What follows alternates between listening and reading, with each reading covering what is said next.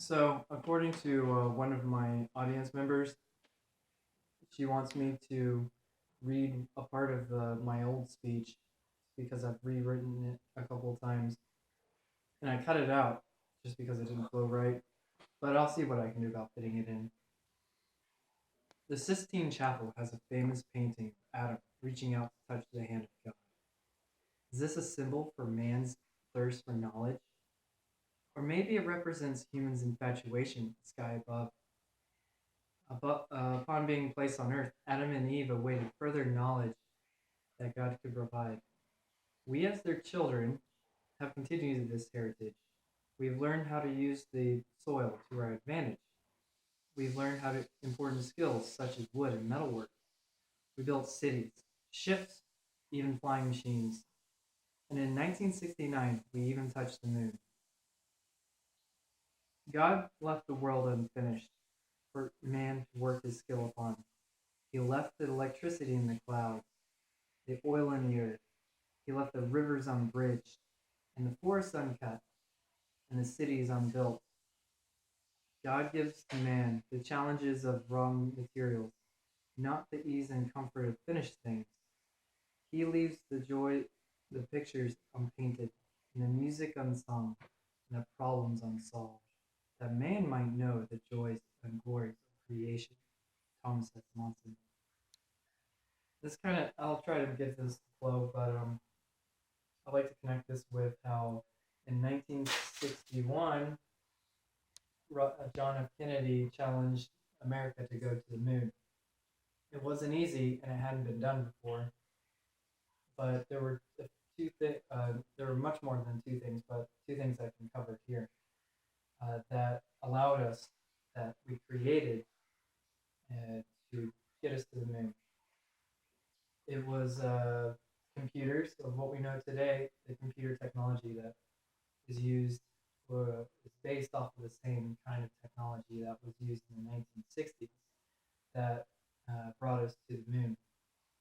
And we also enjoy weather radar, which protects us. It lets us know whenever there's dangerous weather about. And just those two things have changed our the global topography so much. Now, just imagine if going to the moon changed our civilization so much, how much would going to Mars change our civilization? Now, I'd like to bring up a few technologies that are required for us to get to Mars, and I kind of like to show how it will change the way we see the world. The first thing we need to do before we get to Mars is we need to perfect nuclear fusion. Basically, hydrogen equals helium. With that technology, when we perfect it, it will be able to propel our spacecraft to Mars. And not only will it be able to get us to Mars, it'll be able to help us become independent from petroleum. And with the advent of nuclear fusion, we will be able to have advanced propulsion, similar to we have in small scale, but we'll be able to upscale it. And that's currently being developed as with nuclear fusion. And one thing that we must do before we get to Mars is we need to learn how to grow crops there. And luckily, there's a university in the Netherlands that grew different types of plants in simulated Martian soil. And I like to reiterate how each of these technologies won't just affect the travel to and the surface of Mars, but it will also affect our lives here on Earth, much like how the moon affected our lives here. And one other important thing I'd like to bring up is how global cooperation between the U.S. and Russia, who used to be enemies. We were able to build a very expensive laboratory that currently has allowed us to develop the LEDs that allowed that university in the Netherlands to grow crops on stimulating soil.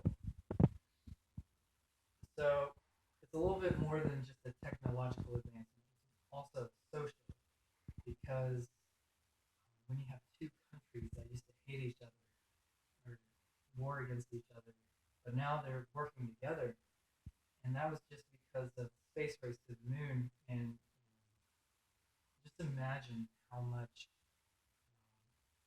understanding and cooperation there'll be when we go to Mars. And we might just have world peace. It'll be something for you and your children to be able to look forward to. One other thing I'd like to say is how important it is for us. I like to challenge everyone how important it is to study advanced mathematics and engineering, because that is before we went to the moon. President John F. Kennedy challenged Americans to do those things, and there we got the moon. We got to the moon, and we got all those technologies that came from it.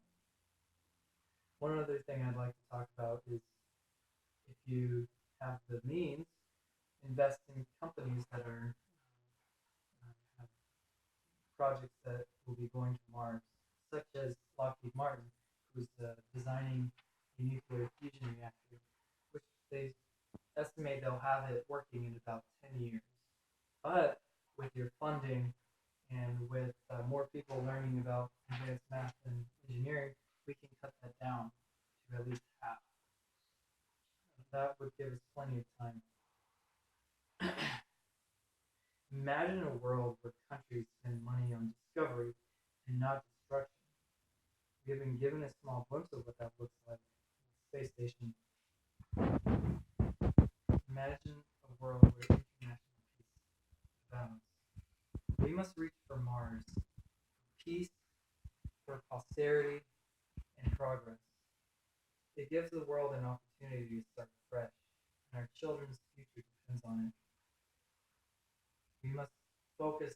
I challenge everyone to study advanced math and engineering, no matter go where they can make the best good in the scientific community, and invest money into companies that are heading to Mars, so that it will speed up development for technologies that will help us get there.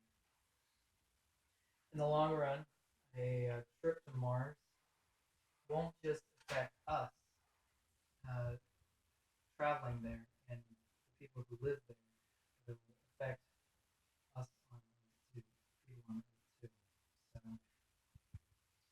go to Mars, and let's reach for it as what we can, and then what comes